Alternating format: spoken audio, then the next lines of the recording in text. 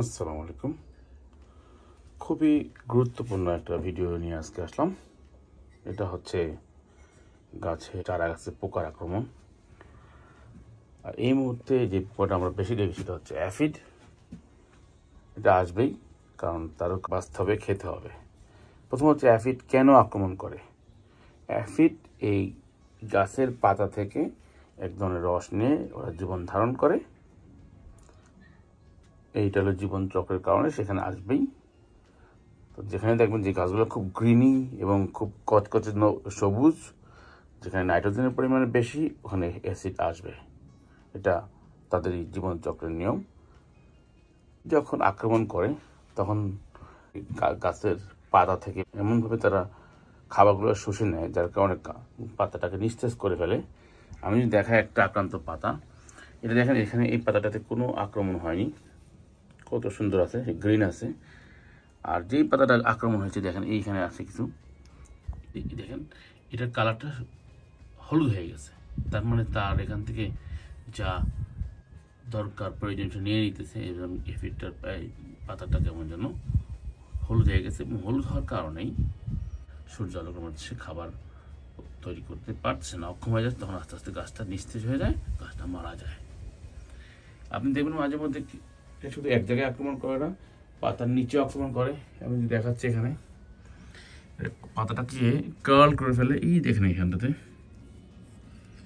পোকা হাতে নেই, দেখতে পাচ্ছি না, খুব ছোট আকৃতি এই পোকাটা। এটা এই দেখছেন পোকাটা। দেখুন এখানে মোটামুটি কিছু গাছে আক্রান্ত হয়েছে, যেমন এখানে মরিচ গাছেও আক্রান্ত হয়েছে আমার। অনেকেই বলতেছে নিম দেন, এই দেন, তেল দেন, এই দেন, আসলে ফোম দেন। ব্যাপারটা হলো যে আমাদের এই বাচ্চাগুলো এখনো ঠিকমতো সবল হয়নি। আমাদের এফিডকে সময় দেওয়া যাবে না। একটা এফিড যখন প্রোডাকশন শুরু করে বাচ্চা 50-60টা করে দিতে থাকে। আর একটা মজার ব্যাপার হলো, আপনার যখনই এফিডের চিন্তা করবেন তখনই ওদের সাথে একটা শান্তি চুক্তি আছে, সেটা হলো পিঁপড়ার সাথে। পিঁপড়া এফিড যখন এখান থেকে নিয়ে যখন বাচ্চা ডিম ছাড়ে, তখন ওরা এক ধরনের মিষ্টি বা সুইট একটা রসালো জিনিস ছাড়ে, সেটাকে বলা হানিডু। আর হানিডু হলো পিঁপড়াদের খুবই পছন্দের খাবার। এই জন্য পিঁপড়ারা করে কি, এফিড কিন্তু উঠতে পারে না। এই দেখেন এখানটাতে, দেখেন কত এফিড হয়ে গেছে। হ্যাঁ, বেশি দেখলে কিন্তু হাত দিয়ে নিয়ে আসতে পারে না, ভালো। তো এফিড কিন্তু উঠতে পারে না, তাই আমাদেরকে দেখতে হবে যে এখানে আশেপাশে কোনো পিঁপড়া আছে কিনা। পিঁপড়া নিধন করবেন, এফিড আপনার বাগানে আসতে পারবে না, কারণ এফিড উড়ে যেতে পারে না। তার মানে পিঁপড়া করে কি, একটা অ্যাডাল্ট এফিডকে মুখে করে নিয়ে আসে, নিয়ে একেবারে আগায় দিয়ে যায়।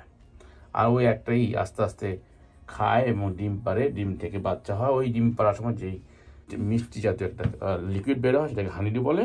পিঁপড়া ওটাকে মজা করে খায়, তার জন্য এটা বিরিয়ানি। এটা হলো তাদের শান্তি চুক্তি।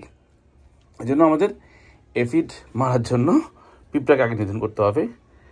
1, 2 হলো আমাদের দেরি করা যাবে না, সময় মতো যেন আমরা এটাকে ট্রিটমেন্ট করি। তবে প্রথম কাজ যেটাতে আক্রান্ত হয়েছে ওইটাকে আপনি গাছটাকে আলাদা করে ফেলবেন, অন্যান্য গাছ থেকে স্প্রে করতে দেবেন না। অতিরিক্ত আক্রান্ত পাতাগুলোতে ইচ্ছে দেখে রেখে আপনি হাত দিয়ে তুলে দেবেন, নিচে উপরে সরিয়ে দেবেন। তারপর খাবারের পরিমাণটা, যেটা আমরা এখন টমেটো ফিড দিয়ে থাকি, নাইট্রোজেন বেস একটু কমিয়ে দিবেন, যাতে এফিড নিরুৎসাহিত হয় এই গাছের দিকে আসতে। 3 নম্বর, আমাদের ওয়েট করা যাবে না। সেজন্য আমি আমার গত কয়েক বছর ইউজ করছি, আমি আমার এক্সপিরিয়েন্স থেকে বলছি, সেটা হচ্ছে এইটা rose clear, one of the best. এটার উপরে কোনো কথা হতে পারে না। এটাকে আমরা স্প্রে করে দিব। তো মনে রাখবেন, এটা যেন আমরা বিকেলের দিকে করি, সন্ধ্যার দিকে করি, কারণ এইখানে যেই পানিটা দিবেন, রোদের বিক্রিয়া একটু পাতাটা জ্বলে যেতে পারে। আর যদি আপনি ঘরের বাইরে থাকে, ঘরের ভিতরে আপনি যে কোনো সময় দিতে পারেন। তা আমরা যদি তখন স্প্রে করবো, আমি দেখাচ্ছি একটু, আপনি দেখেন এইভাবে খুব সহজ, সুন্দর করে উপরে নিচে বাড়ির সব গাছে আপনারা স্প্রে করে দেবেন, কোনোটা বাদ দিবেন না। আপনি দেখতে পাচ্ছেন কত সুন্দর স্প্রে হচ্ছে এখন পাতার উপরে নিচে, ইনফ্যাক্ট মাটিতেও, কারণ এরা ক্লাইম্ব করে তো, যার কারণে অনেক সময় মাটিতে পড়ে যেতে পারে। আর পিঁপড়া যদি দেখেন, পিঁপড়া নির্ধারণ করার জন্য ব্যবস্থা নেবেন। এটা হলো 3 নম্বর ব্যাপার। 4 নম্বর যেটা, যদি দেখেন এফিড যাচ্ছে না, তার মানে আপনার স্প্রেটাতে কাজ করছে না, তো ওই স্প্রেটাকে তখন একদিনে একবারের জায়গায় 2বার দিবেন, যদি অতিরিক্ত আক্রান্ত হয়। সকালে 1বার দিবেন, বিকালে 1বার দিবেন, তাহলে এফিড যেতেই হবে। আবার একদিন দিয়ে 1 সপ্তাহ না দিলে হবে না, দিন পর পর দিলে ভালো হয়। দেখবেন যে এফিড 7 দিনের মধ্যে একটা এফিডও নাই। আমার এই পাশটাতে একটু আক্রমণ হয় নাই, এগুলো এক সাইডে রাখছি, এগুলো আক্রমণ হয় নাই। ওরা বেগুন গাছটাকে খুব মজা পাইয়া গেছে। দেখেন বেগুন গাছটা মাশাআল্লাহ সুন্দর হয়েছে, এই জন্য বেগুনের দিকে বেশি আক্রমণ করছে, এই জন্য এখানে আজকে স্প্রে দিয়ে দিলাম। আশা করি কয়েকদিনের মধ্যে সব এফিড চলে যাবে। এই দেখেন এই পাতাটা, একটু খেয়াল করেন পাতাটা কিন্তু এই দেখেন, এটা একটু কার্ল হয়ে গেছে, দেখছেন? এইটার মানে ভিতরে এফিড তার বংশ বৃদ্ধি শুরু করে দিচ্ছে। আমি পাতাটাকে খুলি, দেখছেন কি অবস্থা? এখন দেখবেন এই ধরনের কাল হওয়া পাতাগুলোকে ধ্বংস করে দিবেন এবং এর মধ্যে এফিডগুলোকে ছড়িয়ে দিবেন। যদি দেখেন ও বড় গাছে একটা বেশি এফিড হয়েছে, তাহলে ওই পাতাটা সহ ছেড়ে দিতে পারেন, কোনো সমস্যা নেই। আমরা যদি একটু খেয়াল করি গাছগুলোর দিকে, আক্রান্ত হবে, আবার আমরা এর প্রতিষেধক নেব সময় মতো, ইনশাল্লাহ আপনার বাগানের এফিড থাকবে না। আর গাছ যখন বড় হয়ে যাবে তখন এফিড আসলে ওদের আর ক্ষতি করতে পারবে না, কারণ গাছের এনা পাতা আছে। এখন যেহেতু ছোট্ট একটা গাছ আপনি দেখায়, এখানে 3টা পাতা মাত্র, এখানে যদি 2টা পাতা ধরে ফেলে তাহলে তো উঠতে পারবে না। আবার এখানে যদি দেখেন বড় গাছ, এখানে এফিড কিছু ক্ষতি করতে পারবে না, এই জন্য একটু স্প্রে করলে ও বাঁচতে পারবে না।